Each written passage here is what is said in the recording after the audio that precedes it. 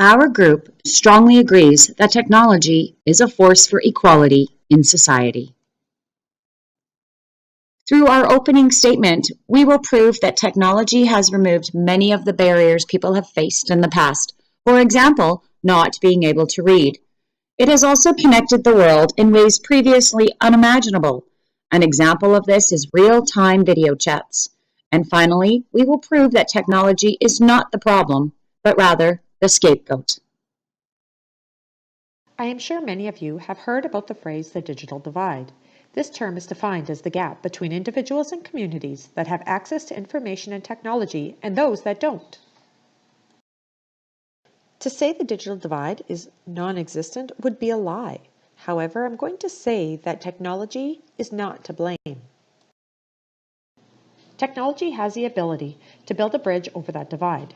Technology is not pushing people apart. In fact, it is bringing people and opportunities together. Classroom opportunities, community opportunities, and personal opportunities. I want you to imagine the image of a bridge. We are going to pretend that bridge is technology, and on one side we have those who cannot, and on the other side we have those who can. Technology allows those who cannot to cross over to the can side. I have personally witnessed students who have crossed this hypothetical bridge and are more independent and able to complete tasks previously unavailable. Classrooms sure have come a long way in the last few years. There are many examples of assistive technology that have helped to bridge the digital divide and allow equity. For example, there's dictation and voice-to-text software that allow students who struggle with reading and writing to perform at grade level. In addition, there are online tutorials and video conferences that literally bring the world to your classroom. Over the decade, technology has transcended poverty, race, and economics to become a driving force in the lives of people across the world. More than 4 billion of us now have access to the internet and 7.6 billion of us have mobile phones. Children are growing up in a world where social media, mobile technology, and online communities are fundamental to the way that they communicate, learn, and develop. In recent years, the speed, flexibility, and affordability of rapidly evolving digital technology has helped slowly shut the digital divide between the haves and have-nots and enabled millions of young people in developing countries to join the digital world. Equity in education has two dimensions. The first is fairness, which basically means making sure that personal and social circumstances, for example, gender, social economic status, or ethnic origin, should not be a problem to achieving educational potential. The second is inclusion. In other words, ensuring a basic minimum standard of education for all. For example, that everyone should be able to read, write, and do simple arithmetic. The two dimensions are closely tangled. With the help of technology, we can cover these two dimensions. Massive open online courses, open education, and open educational resources, virtual classrooms, and many such technological benefits are leveling the educational playground.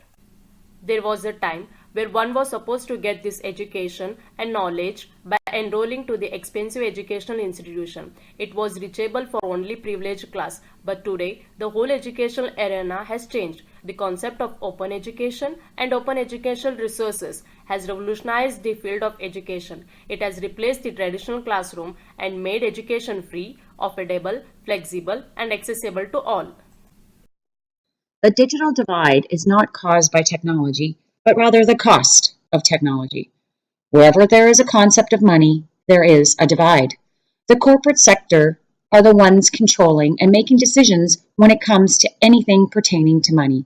The internet has become a basic social necessity and therefore should be accessible and affordable to each and every citizen. Over half of the income bracket earning less than $15,000 a year of people aged 18 to 24 were smartphone owners, and in the 25 to 34-year-old bracket, 43% were also smartphone owners. This shows that a smartphone is not just for social media or gaming, but a must among those with limited income.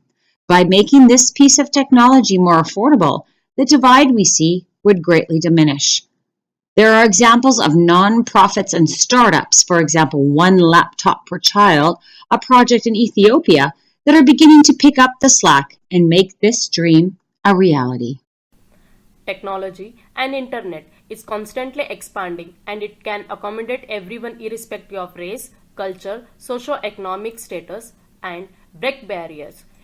Equity means giving each student access to the resources they need to learn and flourish, and technology can serve that purpose and act as a force of equity in the society. The term digital divide is itself defunct. Instead, using the term digital inclusion is not only a way to reframe the divide in a more positive light, but is also reflective of what access, affordability, and understanding in the digital world would really mean today. Technology does not discriminate. It works the same for each and every one of us. By opening up the access and opportunities, the digital divide and equity in society will right itself.